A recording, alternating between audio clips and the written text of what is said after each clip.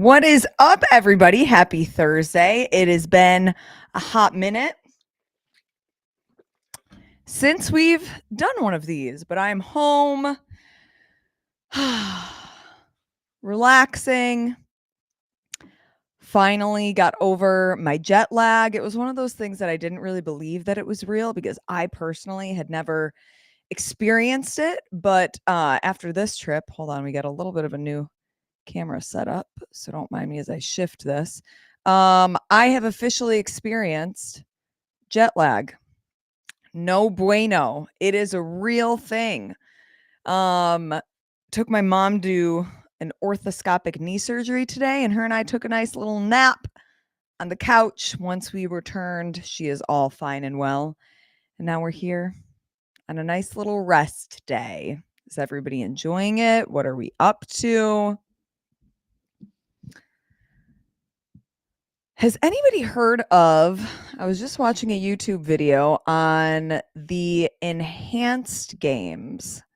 I'm curious if anybody has done a deep dive, but essentially athletes can dope. Athletes can take steroids, they can, you know, basically do anything, and it's in order to, let's see what the real human potential is if we take drugs. They have scientists, they have doctors all placed with each individual athlete to kind of monitor their health and everything. But I thought it was interesting, and I haven't seen anybody really talk much about it yet, so I'm curious if you guys have heard about it. No bueno jet lag. Yeah, Omar, it's bad. It's bad.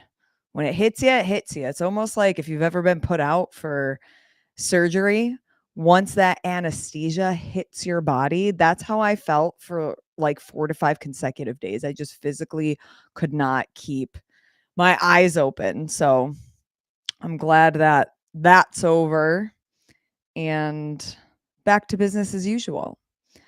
We got a fun little lineup of content coming out. I got to edit them still, but the car ride confessions, when I was in Wadapalooza SoCal, I was able to get a couple of them before the competition started. So I did one with Emily Rolfe. I'll also have a vlog of her and I from Disneyland coming out.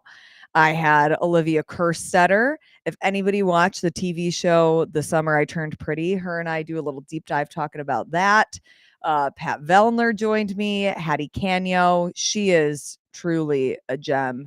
Hers is a little, I'll say that the energy is a little bit different with the one, her and I. We get really deep in our conversation. And then I also had Amy Kringle, which she's, of course, lovely and a joy to have.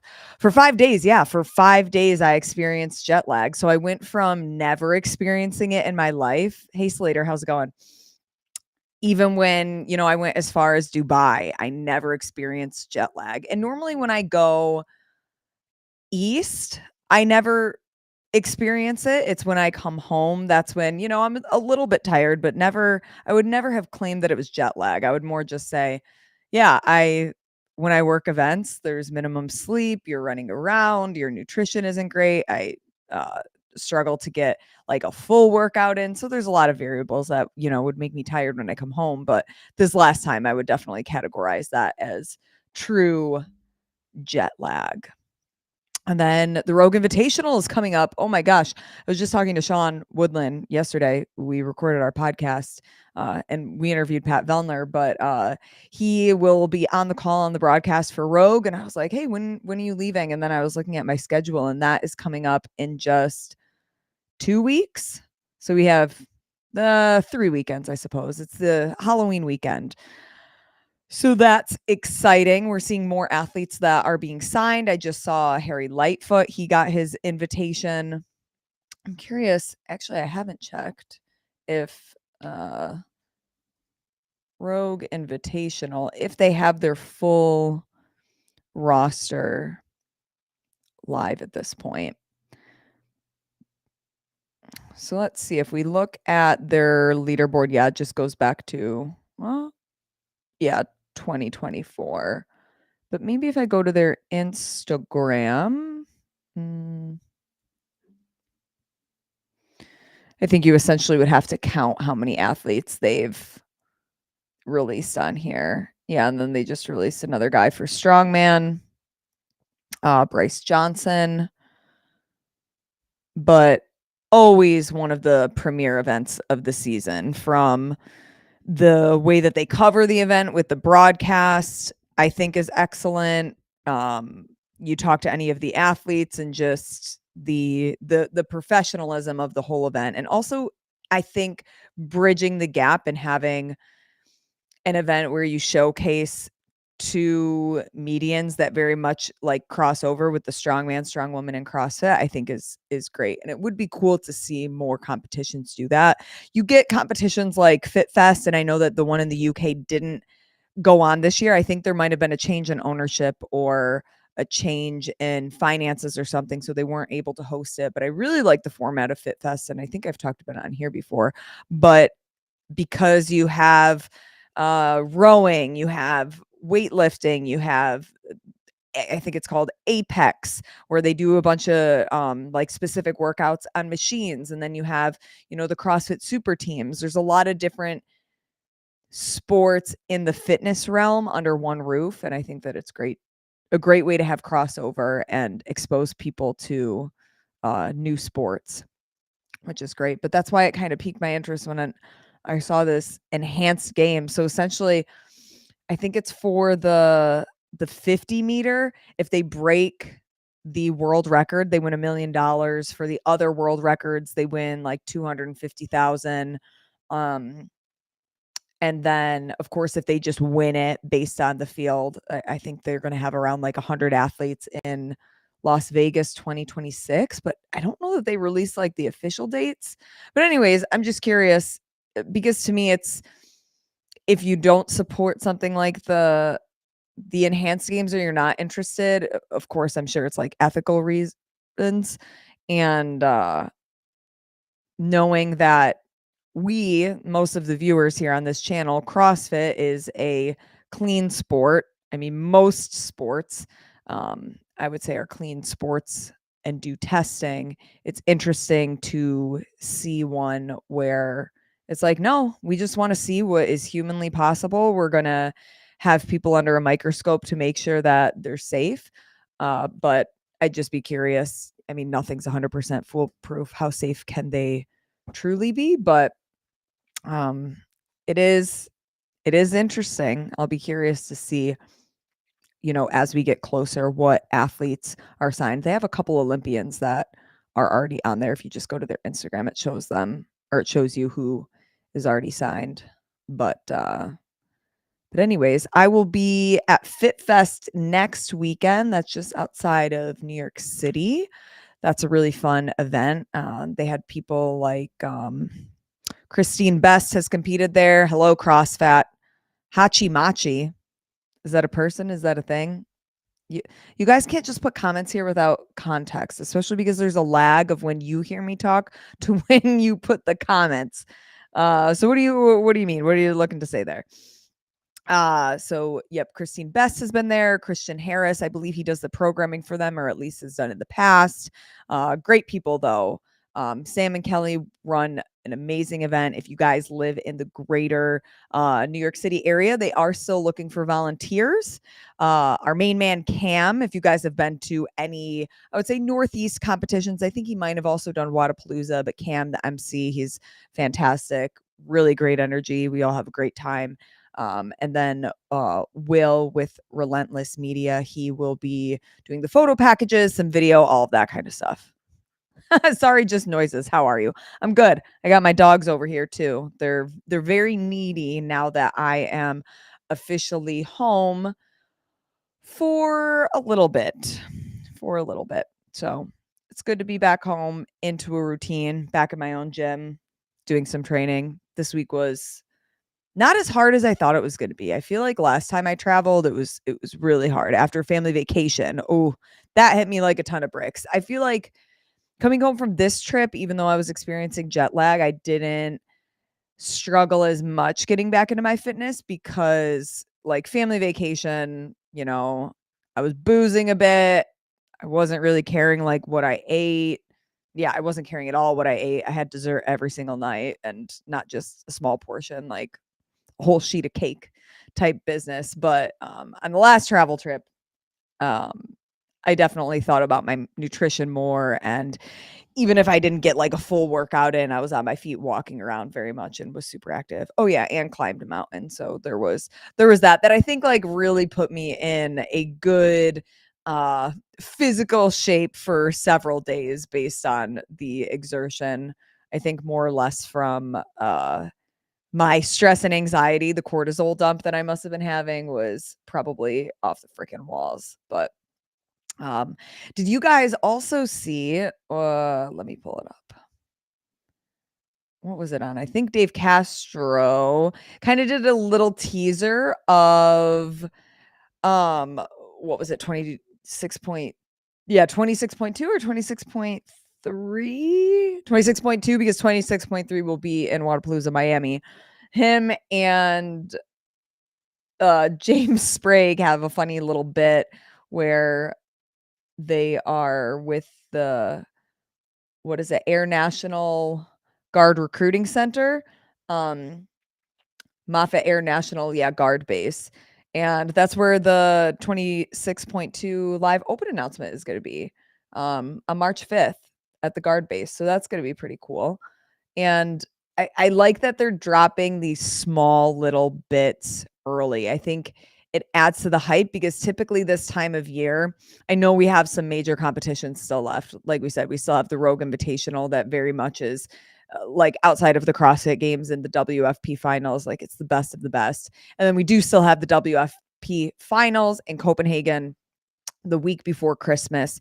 So things still on the radar. And I think actually Crash Crucible, is that this weekend? Let's see. It is the 17th to 19th. Nope. So that's not this weekend, but the following weekend. So we still got that on the radar. Some good athletes will be competing there. So a couple of non-season competitions that we are still very much watching and keeping an eye on. But when it comes to like the CrossFit Games season, we're kind of like at a lull where we're just waiting for us to get through the holidays. And normally after that, that's when they start, dripping things and announcing things. So I think it is cool strategically with the marketing team, the content team, that they are able to give us those little nuggets that keep us all interested and engaged. But yeah, at this point now it's just waiting to see, what the full season is going to look like. What is the WFP season going to look like? And it was interesting because when I was at Wadapalooza SoCal, and even if you go back and listen to our latest interview with Pat Vellner, he was somebody who's in the camp that more opportunity is better. Let the athletes pick and choose, especially when you have like those bubble athletes that are very much trying to get opportunities and experience competing against the best of the best. Having more opportunities very much, hey Craig, gives you uh, those chances to actually see how you stack up against the most elite athletes. But then, me, Sean, and Tommy, when we were talking about it I think over a month ago at this point, but saying, it would be nice for the viewers to have a specific off season because you get a little bit of that palate fatigue of, okay, how many CrossFit competition can you consume and watch before you want to get excited, you want to have a hype. Like the NFL has a very, very specific season. People get excited about the preseason because it's been several months since they've watched any football. But from the athlete perspective, I can see why Pat Vellner would say, hey, it's good to have these opportunities, and this is where you would see some of those up and coming athletes. But yeah, even going back to speaking to a couple of them at Wadapalooza SoCal, it's kind of a mixed bag of, some athletes feel very much burnt out. Other ones are like, no, like it's, manageable, but I don't know if it'll be manageable in next year or years to come. So it'll be interesting to see what athletes choose to do once we have a lay of the land and actually know what is in store for the 2026 season. But speaking of the 2026 season, something that we will get on our radar because obviously we also have tactical games people in our audience here, and that's very much a sport that I cover. I'm pretty sure October 15th, so next Wednesday, is when they release their full calendar. And if you are new to competing, you've never competed before, you're returning to compete, they have more regional events than they have ever had across any season. So that part's going to be super exciting. They have some really cool new ranges that they're looking at. They had when I was in Poland with them, they almost had things finalized. They just needed to, make sure that the ink dried with all the ranges, cross their T's, dot their I's. And then they're also looking to, outside of the normal US regional season, I think there's going to be between at least 2, but maybe up to 4 events in Europe. So that's incredibly exciting, especially when, this was just the first year that they went to Europe, and seeing the way that the country and just Europe as a whole very much backed and supported the sport was awesome. And I was asking Tommy the other day because obviously he's been around since nearly the beginning. Him and, Sean have been around since the early days of CrossFit, especially as they both worked at CrossFit HQ. And I was asking, what did it feel like when there was the first event in Europe or first event abroad? But they were saying that like it was kind of hard to say because even though like they weren't part of that, like Europe was still very much running their own CrossFit events, and it just doesn't seem like it has the same feel to, tactical games having their first event in Europe, because I think that truly was the first opportunity that people in Europe had to like go and be hosted for an event like that, where CrossFit, again, there's no guns in it. It's much easier logistically, and to get, financial support and legal support and all of those things that, come with it over in Europe. So people were able to run, smaller competitions and then build them up to, what you see today with things like, the French Throwdown, the German Throwdown, what's the other one that's at FitFest UK? But anyways, a lot of really great competitions out there. And fun fact, I actually met 2 people from France that are affiliate owners at Tactical Games in Poland that have been to the French Throwdown several times, and they own a CrossFit affiliate, and they very much are that group of participants that live in both worlds. So it's fun for me because I obviously live in both worlds, in the CrossFit world and the tactical games world. And it is interesting to see how many competitors and fans of at least of tactical games also have crossover to CrossFit. So yeah, that part is super cool and super fun. But other than that, I can't believe that we're almost to the end of the year. So we got Rogue coming up. Another competition that will be coming up the weekend after that I'll be at is Desert City Classic. Chrissy Barra has competed there before. Hattie Canyo has competed there before. Hannah Black has competed there before. Both of them competed last year. And I would consider that similar to TFX or even Monster Games, where you get those bubble semifinal athletes that are trying to break into the CrossFit Games. And that's really one of the competitions where we see them first. Obviously, last year with Hattie and Hannah, they both already been to the CrossFit Games, but going there because, there's prize money. It's great programming. Scott Panchik does the programming. It's in, a suburb of Phoenix, Arizona. So a nice area to, go and visit. And, if you want to add a day or 2 on the front or the back end, there's several places where you can go and, be a tourist in the city, which is fun. And then right after Desert City Classic, that will be Tactical Games Nationals at Reverly Peak Ranch. That is, again, a suburb of Austin, about 45 minutes outside. Free event. So with Tactical Games, at this point, all of their events are free to spectators. So if you live in the area, or it's drivable and something that you want to go check out and experience, it is nice that it's just the cost of gas to get there. And then spectators are welcome and free. And then we go a couple more weeks, WFP finals, and then we'll all celebrate Christmas, or those who celebrate Christmas will do so. And then we have a pretty much free January now that Wadapalooza Miami is pushed until March. Hold on, it's in my calendar. The weekend of March 13th.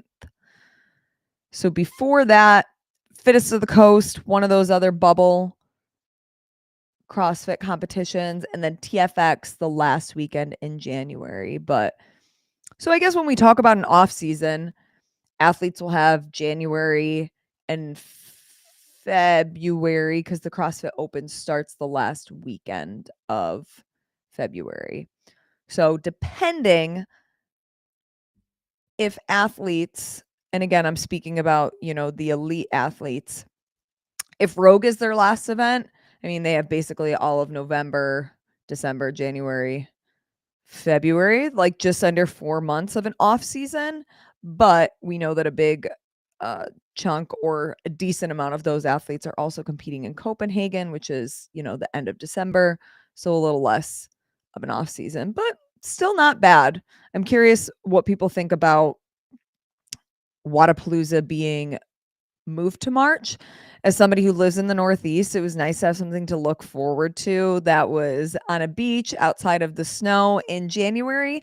However, never forget last year and previous years, the weather in January in Florida, even though it's super far south, obviously, it can be a hit or miss. Last year, I remember we were working with Reebok and we had to text our contact and be like, "Hey, like these shorts and t-shirts are awesome. Hello, sausages. Good to see you, Base Show." And we had to text him and be like, "Hey, these shorts and t-shirts are awesome, but we need some sweatpants and sweatshirts because it is freezing." And then all you saw was like our faces from here once we got the hoodies because it was just such terrible weather that weekend. So part of me is happy that they moved it to March because then you're a little bit more guaranteed that the weather is going to be much better by then.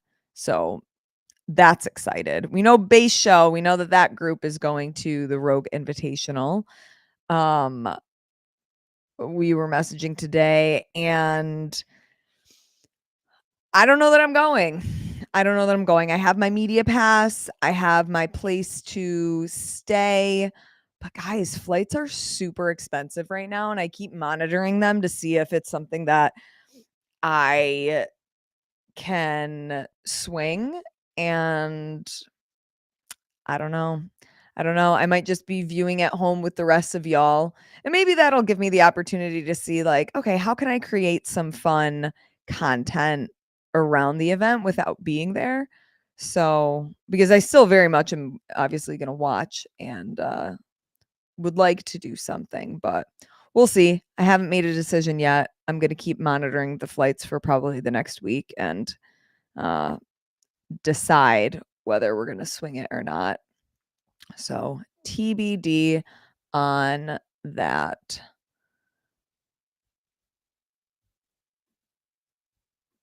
But the news is slow. It's slow right now. And sometimes we get into these lulls. But winter's coming. CrossFit is still for sale. That is still looming. We're still waiting to hear news on that and where that's going to go, how it's going to go. But I think at this point, everybody's kind of just waiting. We're all in this limbo waiting period to see what happens because I'm sure everybody has heard, different rumblings based on who their sources are, who their connections are, and just an interesting time. Hey Kenneth, how's it going? Good to have you here. I know, guys, it's been a few weeks. I always say, yeah, we're going to do these on the road. And then I get on the road and we have like the time difference and it just has not been feasible. So it's good to get back into this routine, have these conversations with you guys and get back in the saddle.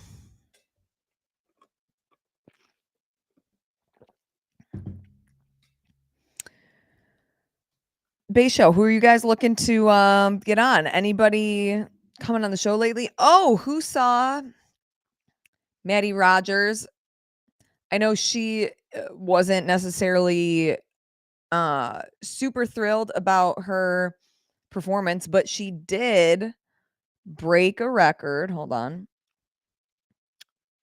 History has been made because she has 6 senior worlds, 6 medals. Amazing. Like, Maddie Rogers just always stays relevant, and she's had, a lot of adversity that she's come back from injuries, and she's, based on what she said, like, underperformed sometimes, and, you go up and down and all around. Yeah, her clean and jerk bronze medal is her 14th world champion medal since 2017. That's freaking awesome. Yeah, and then, her coach, Amy Everett, said, "It wasn't the competition we wanted, but is it ever? She fought like hell when it mattered.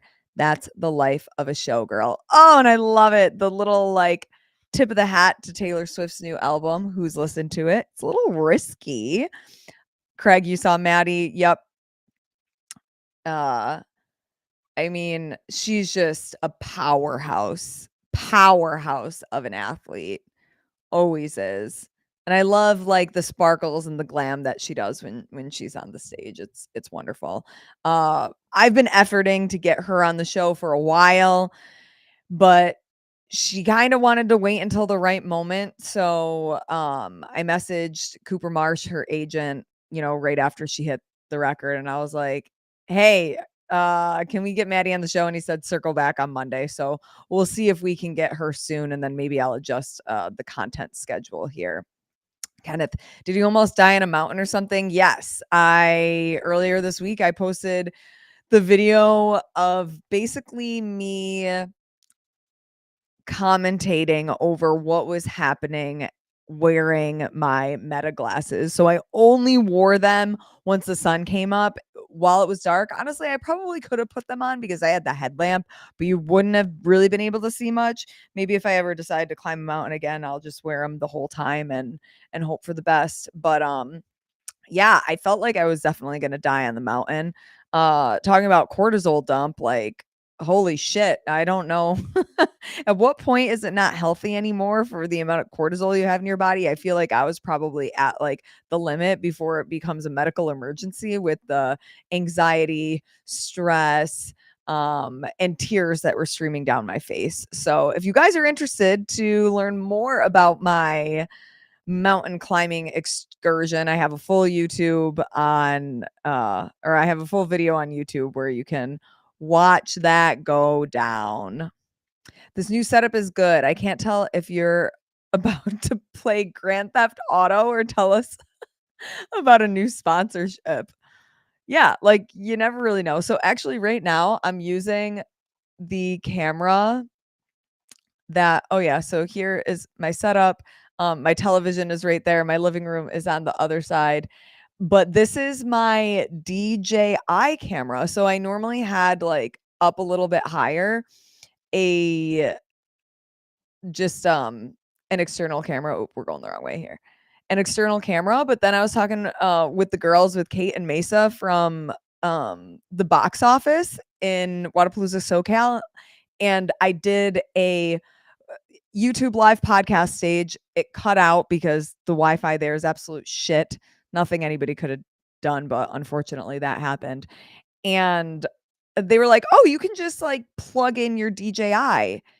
And I don't know why that never tracked in my mind, because obviously you can do that. That's how all webcams are. Like, you just hardwire it in, whatever. But it's great because also when I'm on the road, now I bring this camera anyways. I don't need to bring as much of a setup. All I need is the cord. All I need is this camera, which I carry with me. And I don't even need to bring this microphone. I can actually use the little wireless microphones and it will give me the drop down to choose those. So if anybody is like a YouTuber like you guys and do stuff, it's super nifty. I do need at some point I would like to change my setup. I very much am in my living room, but I want to have, like, some fun lights. And I've looked at my spare bedroom, but I don't have any blank walls that I could really decorate and make it look the aesthetic that I want to. And then I thought, so I have a loft upstairs, which I also thought, oh, I could turn that into a cool studio, but I'm worried that right now I'm right next to my router. And you guys see sometimes my internet is absolute shit, even though I pay for Fios, the most high speed one that's possible. And I'm worried if I go upstairs that the internet will be a little bit delayed. So sitting next to the router is, you know, the best guarantee that I could have. We got a few lined up. Me and Yanni, my lad, have our high rocks in 2 weeks. I haven't done any running yet. You've done no running and there's a high rocks? That whole competition is running. You wild. Honestly, though, like I want to do a high rocks and I want to just not, I want to do high rocks twice. I want to do high rocks once where I do not train for it. I just continue with my normal CrossFit programming just so I can see what are my abilities when I don't specifically train for something. And then I would want to do it again where I would have a specific progression to train for. That's kind of what lives in my head. I also still want to do an Olympic weightlifting meet, but I also know that being in like a specific weight class, I know I can get a little cuckoo, and I don't know that it's healthy for me because I could see myself getting in the mindset that I would want to cut weight to, you know, be stronger in a lower division of body weight. But then obviously like you lose a bit of muscle when you go on a cut. Or I would try to like up my weight because like you want to be the lightest at the strongest. Does that make sense? No. Maybe I'm thinking the opposite. But anyways, I just don't know if mentally it's good for me because like there's the like body weight factor and I try not to really like think about what the number on the scale is. I'm more like, okay, how do I look in the mirror when I'm naked? That's that's my baseline of what I like to look at, or doing an in-body scan, which then it tells you, you know, your body fat, your muscle mass, all of that kind of stuff. So, we'll see. Disposable income is great, eh? Well, I'm telling you that I don't have disposable income because I'm not willing to pay for this flight to Rogue right now. Um, but if the prices go down, I mean, y'all know I have so many freaking Sky Mile points, but I refuse to use any points on a work trip. That's going to be a vacation where I absolutely go off the grid for a month. Nobody is going to know where I am unless you're on the trip with me. So, hair looks good today. Thank you. Even with the hat, it's still straight. I had a meltdown when I was in Poland because my Dyson didn't work. And it's interesting because the alert that I was getting from my Dyson was telling me that I needed to clean the filter. So I cleaned the filter. I had an old toothbrush, like I normally bring two because you literally never know what's going to happen. And so I used one of them to clean it out, and it was immaculate. It looked almost brand new with how clean the filter was, but the light was still blinking. So I was on with customer service, blah, blah, blah. That was a not a good day for me. But it didn't work while I was over there, which I thought was interesting because I was looking into the wattage and it shouldn't have been because of that. But anyways, I came home and it started working. So yes, it was very nice to like wash my hair, blow dry my hair. It's the little things, you know. DJI. Not I like your eyeball, DJ, and then the letter I. Caught one of his shows in San Diego. Oh, is DJI, is he a DJ? Like, like one of those. Zero running, I'm free balling. Oh man.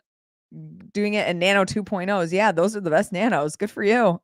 But you're not gonna do it in runners? I feel like if I was doing high rocks, I would definitely want like a pair of specific runners. Obviously, I know that there's wall balls, but like the wall balls are light unless you're doing the elite division. Maybe you are. I don't know what you're doing. Give more details. I hear doubles is the way to go for high rocks. Yeah, Kenneth. Ass moves mass. That is true. It's funny because right now I'm on a front squat progression. And I've talked about here, you know, how in the last little over a year how, I lost weight and was like very dialed in and just didn't like the way that I was looking or feeling.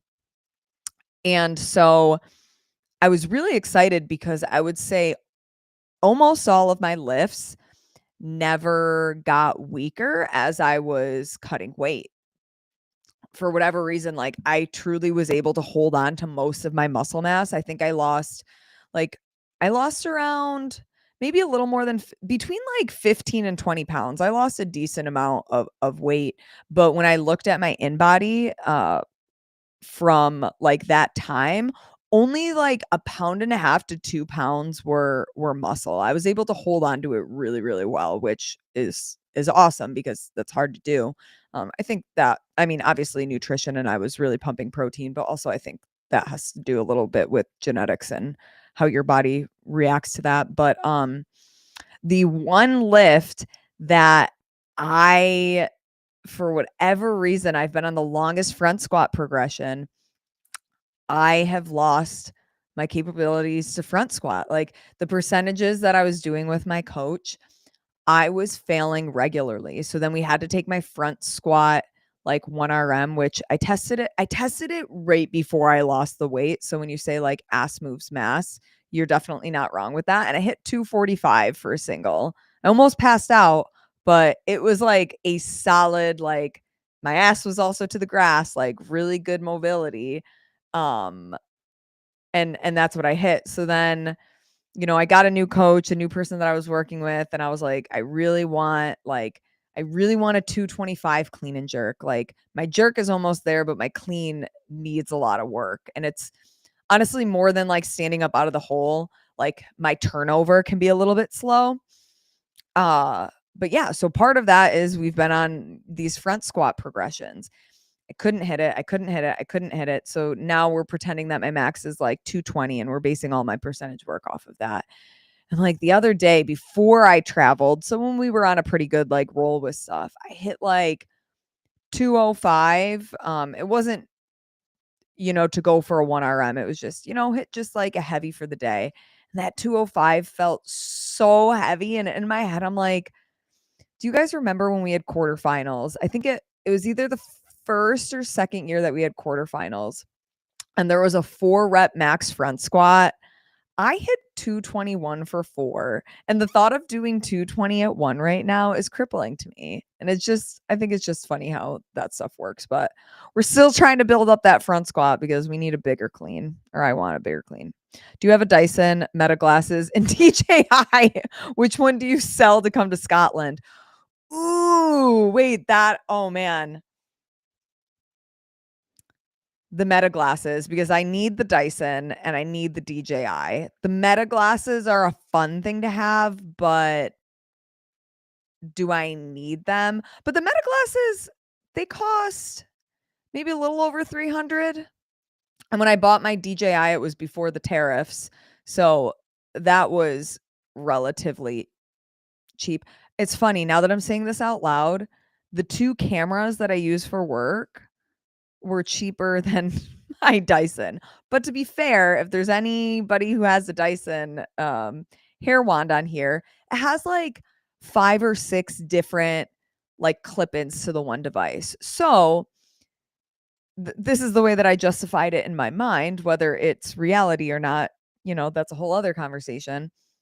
So normally you would have to buy a blow dryer, you would have to buy a straightener, and you would have to buy a wand. And sometimes you might want to buy 2 wands because like sometimes I want my hair to be like more curly, tight curls, and sometimes you just want it kind of wavy. So what's that? 4 different appliances with the Dyson. So that's probably like, if I'm spending a good amount of money like on decent products, okay, we'll lowball it and say they're between like 100 and $150 a pop.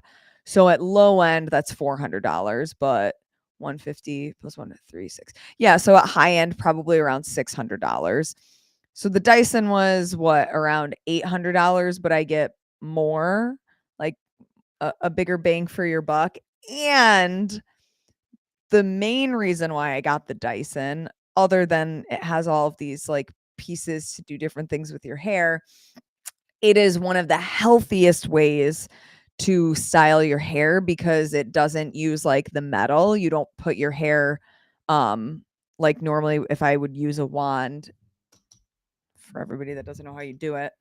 Here, you would wrap it around and it would touch the metal.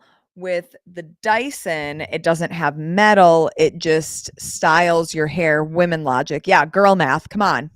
You know how it goes.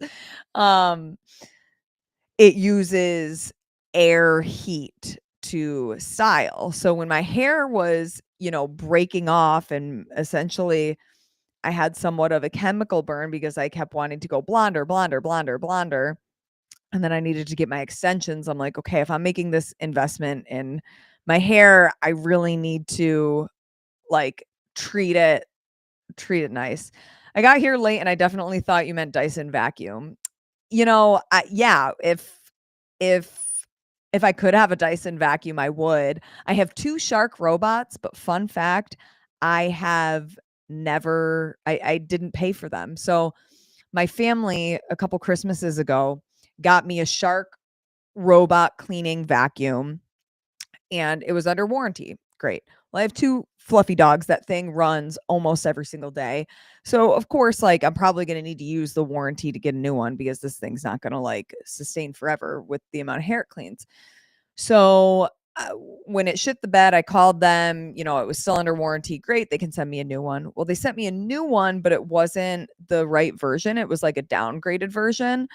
So when I called them and I was like, "Hey, this isn't the one that like has the emptying thing attached to it. Like you have to empty it yourself." Where the one actually can, yeah, you can see it right there. You can see that it has like the cartridge on it, so it self cleans essentially. So they were like, "Oh yeah, just keep that one, and then we'll send you a new one." So then I had 2 shark cleaning robots, and amazing. Shave your head much cheaper. Yeah, $800. Good lord, can you at least write that off? I'll have to ask my financial advisor when it comes tax season. We'll try. We'll try. He advises me with what I can and cannot do. Um, I would say when I worked in television, like for TV, I could write off all my clothes. I could write off all of my hair stuff. I could write off all of my makeup because, I was on camera. And I'm on camera now still, but I don't know that the rules still apply if, you're independent or working for a company. But then I feel like towards the end of my career, they were a little more specific on what types of clothes you could write off because they were like, well, if you can wear this while you're not at work, it's not really a write off. So I think it also kind of depends who your financial advisor is and what loopholes they do or do not find for you and whether that's good or bad and you're going to pay for it later when the IRS comes after you, who knows. But yeah, that was tough. So when the Dyson wasn't working in Poland and I'm like, I paid $800 for this product and it's not working and you guys are not helpful. And it was just customer service is a reason why I will be a return customer. For example, United. Yes, their flights tend to be a little more pricey than other airlines, but for the amount that I fly and the amount that I would need customer service, by far the best.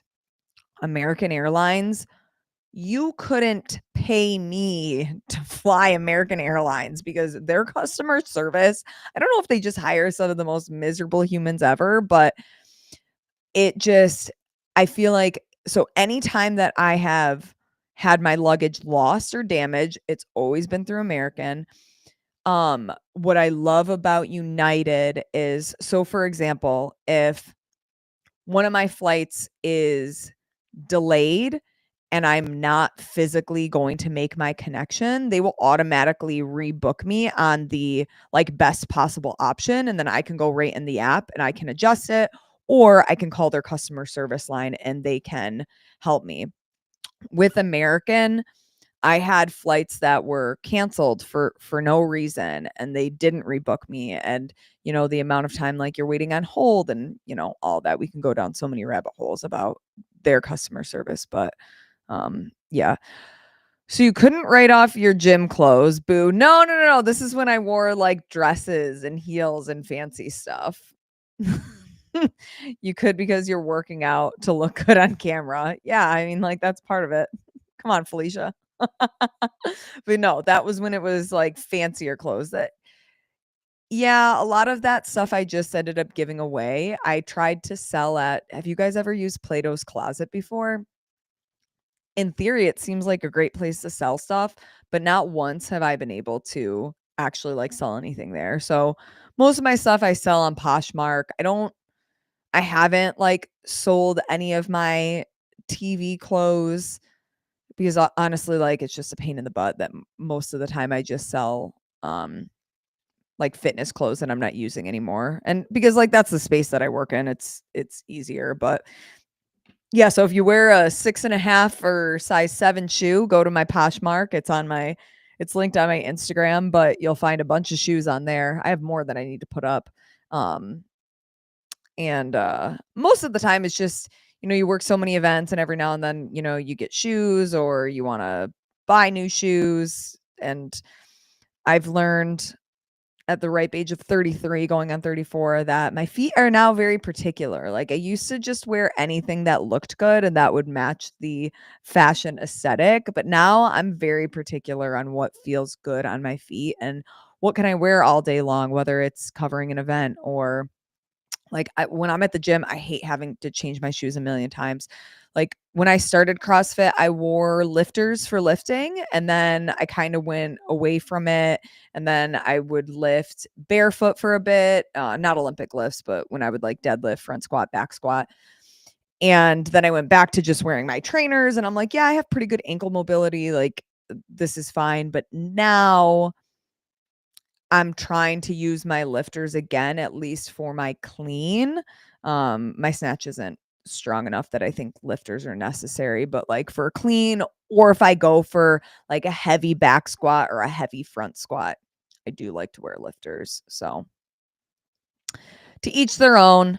It also like one of my first CrossFit coaches, he taught me that, on a day that you're going to max out, go beltless, knee sleeveless, lifterless until you get to that like 90% and then put them on.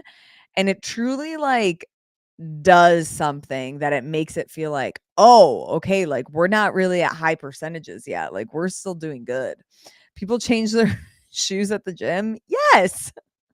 Yeah, like I know several people that, will if there's a lot of running in a workout, they'll put runners on. I don't really do that unless it's like a specific running test or again if I was going to do high rocks, I'd probably wear runners, but I feel like most of my trainers are fine to to run like in a CrossFit style workout. Um But yeah, and then people will, put their lifters on for the first half of class if that's when the lift is. I think my affiliate actually follows Mayhem programming now. They were doing training Think Tank for a while. I think at some point they might have done Comp Train too, and now they started Mayhem a couple months ago, and it seems like they like it. But the other day I went into the gym. I don't do class. Every now and then I might jump in, but I have my own coach that writes my own programming and just makes it easier to stay on track with the goals I have and traveling all the time. And then she can kind of manipulate. Like right now, I'm not hitting the percentages that I would have if I didn't travel. We also want to stay healthy and we don't want to like be dangerous and just like, okay, you're back from 3 weeks on the road. We're going to be hitting 90%. Like, no, she's very good about, okay, we're going to wean you in. Like, first week, we're going to do, things around 75%. Next week, we might do a little bit more volume. And then by the third week, we'll be back to business as usual. But, where was I going with that? Now I totally forgot. Yeah, I don't remember.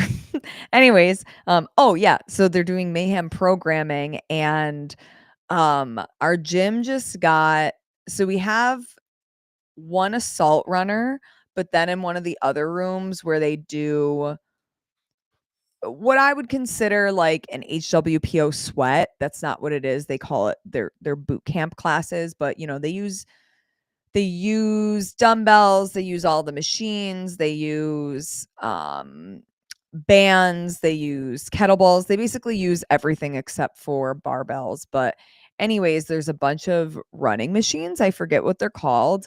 Um, but they had intervals that they had to do, and they had to like hit a certain time domain or they would get capped out and not be able to continue the workout, I think is what it was. And one of the athletes was asking, okay, what's the slowest setting I can put on here to not get timed cap? Because, if you're on an assault runner, that's self generated. Like you pick the speed and it adjusts with you, similar to if you were on the road and, you got tired, your pace slowed, or you get, adrenaline and your pace quickens. And the coach didn't know because we don't really use those runners in CrossFit, but it was raining out. Nobody obviously wanted to run outside for those. And yeah, it's just interesting. I don't know that I would like to do a running progression on a type of runner that designated what my speed was, and I had to adjust it. When you travel, do you mostly use hotel gyms to get workouts in or find gyms to drop into? I try to drop into gyms. Um, that's always kind of like the first thing I want to do. Or, for example, when I'm on the road, I'm covering a CrossFit event. I'm covering a tactical games event for rugby. Obviously, that's not CrossFit or tactical games where a gym is accessible. But at these events, most of the time, there's maybe not a full gym accessible, but there's some pieces of equipment. So like for tactical games, it's great because, they hire me to do the competition on Saturday and Sunday, but I'm always there on Friday. I'm always there for check-in, and based on, when the flight times are, sometimes I get in super early and I can go and drop into a local affiliate, or I'll just, go right to the range. And, they have Concept 2 bikes, rowers, they have sandbags. Sometimes they don't have barbells, but sometimes they use like axle bars for things. They'll have farmer carries. So sometimes I'll just base it off of that. There was one day that, I was doing a lot of shuttle runs in one of the like shooting bays that obviously wasn't being used. So it kind of varies. I try to use a gym if possible. Sometimes I'll do a hotel gym. I honestly hate that for a lot of reasons. um, the lack of equipment, I would honestly rather go just like run outside, or even sometimes I'll do a hotel workout, but in my actual hotel room. So, a mix of burpees, air squats, push-ups, even like handstand push-ups are possible depending on the wall. Um, the lunges, so a variety of that. But yes, if I can make it to some kind of gym, that is always the preference, but it varies. And like the good thing about the events that I work, I'm normally averaging like 20 to 25,000 steps a day on the days that I'm covering the event. So even if I don't get like a full workout in, I very much am still like on my feet, and I'm thinking of, calories in, calories out, and like expenditure and things like that. So I'm very active during those days, and even like it doesn't really affect, what my Garmin recovery says as if I was like not training. But it is funny because when I was in, Wadapalooza, SoCal and Poland, I really didn't factor in enough time to hit a gym. So now that I came back, I've had, a full week of consistent training, and my Garmin is already telling me that I'm overreaching. And here, I'll show you guys just kind of what it looks like. If we can focus in. Yeah. So the green zone is where you want to be, but the green zone is going to vary. So like when I'm home for a while, like that green zone will move up because I'll be more fit, I'll be more consistent. So typically like for a load at the acute load, it says it's high and at 434. Typically when I'm home consistently training, that'll be closer to like the 7 to 800 range. So that part of it is interesting to see. But anyways, okay, we're getting close to 6:30. It has been great hanging out with you guys. It's good to be back. I know I've said it before, but we're gonna make these more consistent. We are Also going to start having guests every now and then. That is something that I want to work in just as I'm looking at a content schedule and, how we get those fun athlete interviews in, but also still allow you guys to have fun conversations with us in the chat, I think is really valuable. So if there's anybody of interest that you guys want to see during the live setting, the Maddie Rogers interview, once I eventually get hers will be recorded and we'll have that scheduled and edited and all of that. But outside of that, if there's anybody you guys want to see, have on, just shoot me a DM, shoot me a message on YouTube, whatever's easiest for you guys. Let me know and we'll keep trying to effort those athletes and we'll have some fun. We're in a time where a lot of content is about to come out. I just need to sit down, edit it, and get it out for you guys. But happy Thursday. Good catching up with you guys, and we'll see you next week.